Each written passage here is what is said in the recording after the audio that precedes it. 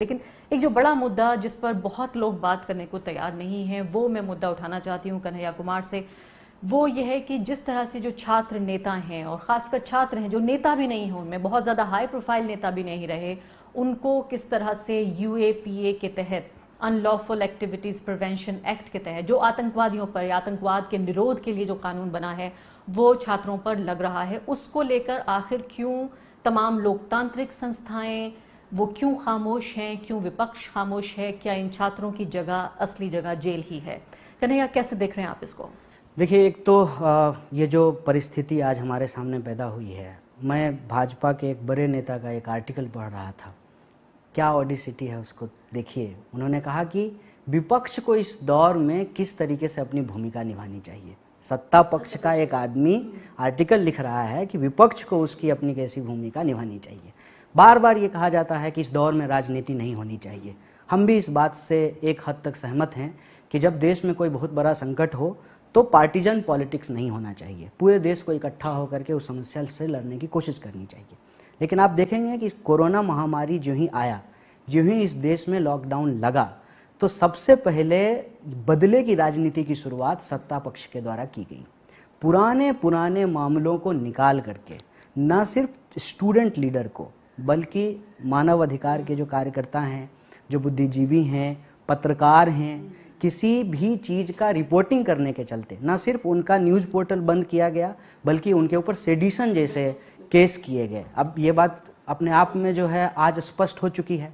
सरकार कह रही है कि मजदूरों की मदद कीजिए, सरकार कह रहे हैं कि गरीबों की मदद कीजिए। यही बात कोई व्यक्ति कह दे कि आप सरकार मजदूर की मदद कीजिए और गरीब की मदद कीजिए, तो उसको देशद्रोही कहना शुरू कर देते हैं। ये कहना शुरू कर देते हैं कि आप राजनीति कर रहे हैं। राजनीति, बदले की राजनीति संकट के दौर में होना, ये अपने आप में बहुत दुख की बात है। ये लगातार हो रहा है। आप जामिया के स्टूडेंट को देख लीजिए, किस तरीके से उनको पुराने मामलों में जो है बेसिर पैर के तर्क के साथ जो है उनको गिरफ्तार किया गया है और ख़तरनाक कानून के तहत, मतलब ऐसा लगता है जैसे वो कोई दुर्दांत अपराधी हों, कोई आतंकवादी हों।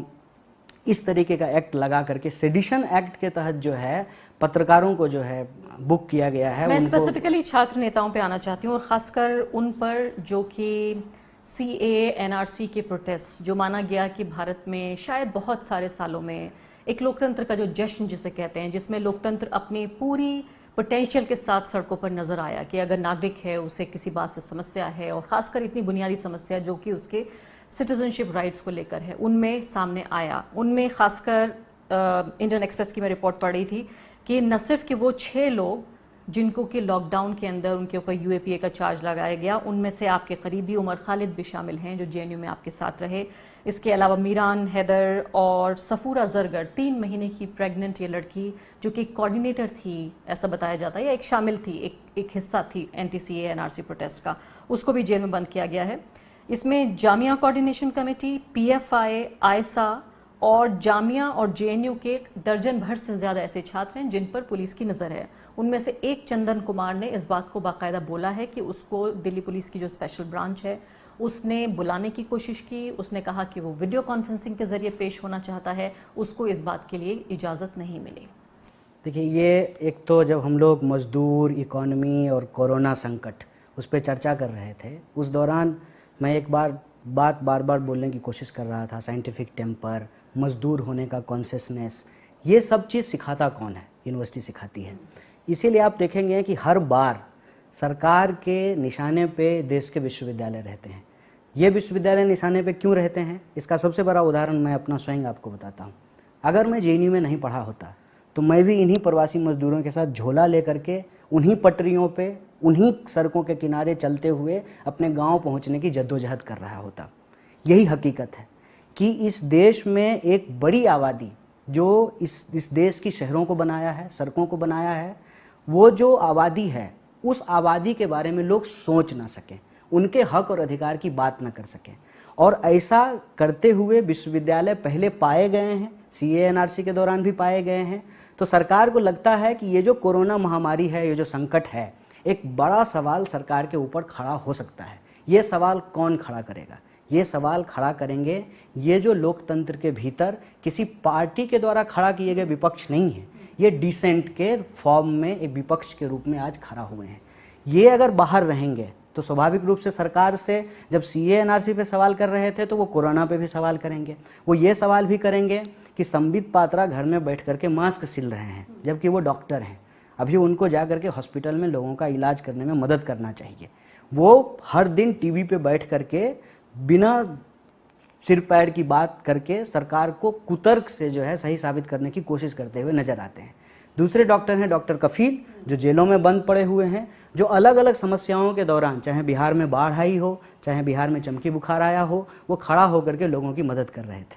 तो ये जो एक बाइनरी है, इसको हम लोगों को समझना पड़ेगा। लेकिन करिए दो पहलू हैं इसके। पहली बात तो मैं ये जानना चाहती हूँ कि क्या इन लोगों को दिल्ली हिंसा की बात कह के, और दिल्ली पुलिस कह रही है कि हमने बहुत साइंटिफिक हमारे पास एविडेंस है जिसके आधार पर हम ये कह रहे हैं, तो क्या इनको सीए एनआरसी प्रोटेस्ट में सज़ा के तौर पर, प्रोटेस्ट में हिस्सा लेने के लिए सज़ा के तौर पर इनके ऊपर ये मुकदमे दायर किए जा रहे हैं, पहली बात, या फिर लॉकडाउन खत्म होने के बाद ये पूरा आंदोलन फिर से खड़ा ना हो जाए तो इसकी रीढ़ की हड्डी तोड़ दिए जाए, क्योंकि यही जो एक्टिविस्ट हैं यही इसकी रीढ़ की हड्डी थे, ये कोशिश की जा रही है। दोनों में से कौन सी तस्वीर आपको ठीक लगती है? देखिए, एक बात तो ये है कि लॉकडाउन के बाद देश और दुनिया की राजनीति पूरी तरीके से बदल जाएगी, और सिर्फ राजनीति नहीं बदलेगी, ऑफिस का कल्चर बदल जाएगा, काम करने का तरीका बदल जाएगा, लोगों का सोशल बिहेवियर बदल जाएगा।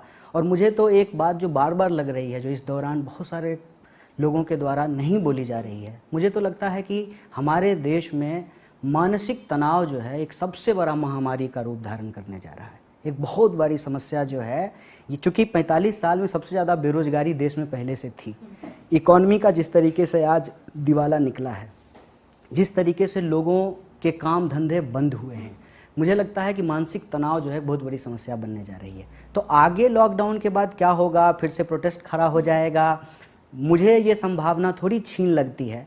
ये संभावना मुझे ज़्यादा प्रबल लगती है जिस वजह से हमेशा अपोजिशन को काउंटर किया जाता है, टारगेट किया जाता है। जैसे मैं उदाहरण देता हूँ आपको कि जो ही लॉकडाउन शुरू हुआ, एक पोस्टर जो है वो इंटरनेट पे घूमना शुरू हुआ, कुछ लोगों का पिक्चर लगा करके कि ये लोग कहाँ हैं। ऐसा लग रहा था कि वो सारे लोग जो हैं वो देश के स्वास्थ्य मंत्री हैं, गृह मंत्री हैं, वित्त मंत्री हैं, उनकी जिम्मेवारी है देश को चलाना। उसके बाद सबसे भौंडी तस्वीर जो आनी शुरू हुई कि एक केला लेकर के 18 आदमी, 9 आदमी दाएं से, 9 आदमी बाएं से, और बीच में एक बेचारा एक गरीब मजदूर, उस 18 आदमी एक केला उस मजदूर को देते हुए फोटो खिंचा रहे थे। ये दोनों चीज़ क्यों किया गया? इसको कहते हैं एक तीर में दो शिकार करना। इसको इसलिए किया गया, पहला ये कि सरकार से लोग सवाल पूछना बंद कर देंगे कि स्वास्थ्य मंत्री कहाँ है, देश का लेबर मिनिस्टर कौन है। अगर मैं हठास आपसे पूछ दूं तो आपको भी ना याद हो, बताइए कौन है लेबर मिनिस्टर। लोगों को पता नहीं देश का लेबर मिनिस्टर कौन है। हजारों लाखों मजदूर पैदल चले जा रहे हैं। इन चीज़ों पे सवाल कौन खड़ा कर सकते हैं? इन चीज़ों पे वही लोग सवाल खड़ा कर सकते हैं जिनको वॉइस ऑफ डिसेंट इस देश में कहा जाता है। उस वॉइस ऑफ डिसेंट को क्रिमिनलाइज करने के लिए एक पुराने मामले में, जहां उनकी उस तरीके से कोई गलत भागीदारी नहीं है, ठीक है, क्या है नहीं है जांच होगा, न्यायालय को अपना काम करने के लिए दीजिए, लेकिन लॉकडाउन के बीच में ऐसा क्यों करना पड़ा?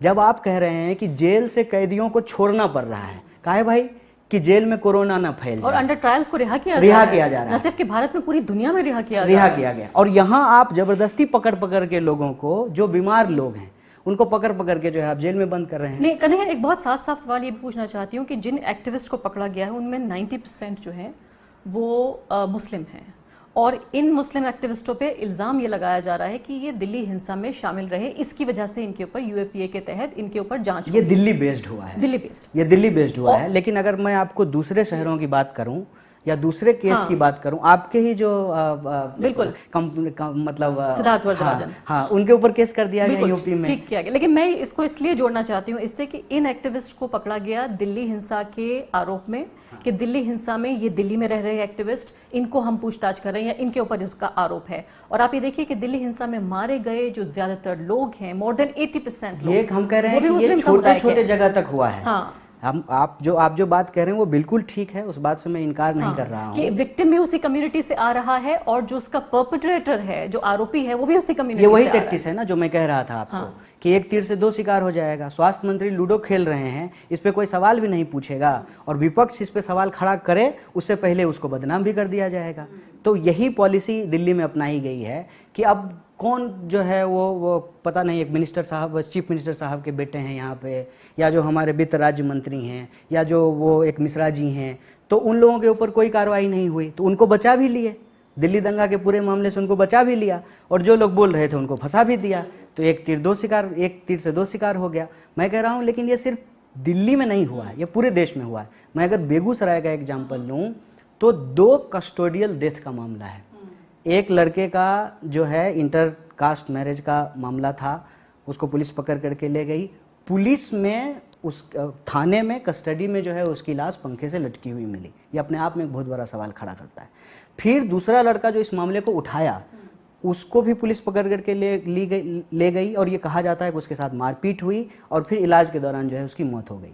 आप गुजरात में देखिए, एक न्यूज पोर्टल चलाने वाले पत्रकार के ऊपर जो है वो सेडिशन का केस दर्ज किया, वकील से भी नहीं मिलने दिया जा रहा। हाँ, तो मैं इसको मैं यही चाहता हूँ। एक ही तरह से देखते हैं आप इन सब चीजों को? जी, मेरा मानना है कि इस देश में जो वॉइस ऑफ डिसेंट हैं, जो इस देश के कमजोर तबके के लोगों की हक की बात करते हैं, चाहे वो मजदूर की बात करें, चाहे वो माइनॉरिटी की बात करें, चाहे वो दलित की बात करें, चाहे इस देश के जो आम लोग हैं उनके हक और अधिकार की बात प्रेस के ऊपर भी, उन तमाम लोगों को कहीं ना कहीं किसी न किसी रूप में टारगेट करके उनको पकड़ा जा रहा है। और उनके पकड़ने से क्या हो रहा है, जो दूसरे तरह के लोग हैं उनके भीतर डर भी पैदा किया जा रहा है कि आप अगर अभी कुछ बोलेंगे तो आपके ऊपर पेंडेमिक एक्ट लगा दिया गया।